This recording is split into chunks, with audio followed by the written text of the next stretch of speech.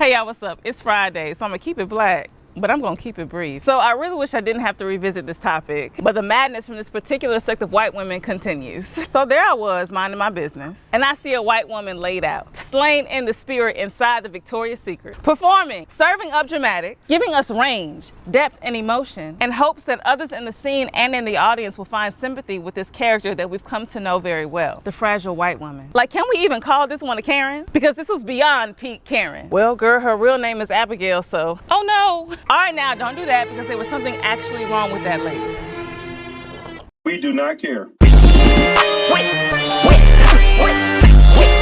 Just kidding, of course we care. We have to care. But mental breakdowns, psychotic breaks, and erotic episodes are all very real and valid manifestations of psychological disorders and mental issues. But let me tell you 3 reasons why this black lady was able to laugh in this situation. 1, Negroes generally have to laugh to keep from crying because if you let yourself be overcome by sorrow, you will drown in it. Solomon Northup, 12 Years a Slave. 2, the lady brought the panic attack on herself. I'm not usually in the business of blaming women, but being publicly and violently racist will get you every time. If you watch all 6 parts of the video, you will eventually hear the woman say explicitly that she did not want to be recorded because she didn't want to lose her job. So she knew she was wrong. And she knew this before she got caught on film running up on this lady, literally making threatening gestures, swinging and chasing this woman around the store. But here's the kicker. Tell it, sis. The 3rd reason Ijeoma might have found this whole thing laughable, and the most pressing reason I chose this topic this week, is that black people with mental health issues who have these sort of volatile outbursts are automatically considered a threat to the general public. If Abigail were a black lady, somebody would have ran to get security. The customers would have jetted out of the store, and the police would have indeed escorted that woman out of the mall and straight into a police car. Instead, customers and store attendants alike ran business as usual. And while the employees might have been attempting to mitigate panic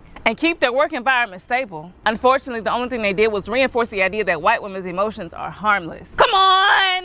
Which is another reason that whenever we think about violent racism, we think about white men. The women, however, get to fly under the radar, sight unseen and unheard until somebody dies from it. Louder, girl, because they don't hear you. The reason why it took authorities forever to show up is because nobody took Abigail seriously in the ways they needed to. Abigail's behavior was mishandled, and so she was permitted to call the police within her panic attack and act as if her life was in danger, and in doing so put Ijeoma's life in jeopardy. And yes, it is that deep, because white women's emotions and livelihood have had staying power for centuries. Racial violence has been built on the backs of protecting white women's virtue, and by proxy, white women have gained enough power and influence to catapult the lives of black men, women, and children into oblivion. Red Summer of 1919. Race wars sprung up in cities nationwide, many over the rumor of a harmed white woman. Tulsa Massacre of 1921, over the rumor of a raped white woman. The Scottsboro Boys in the 1930s. 9 black teenagers put on trial because they were rumored to have raped 2 white women just because they all hopped on the same freight car on a train. George Stinney Jr., 1944, youngest person ever to be executed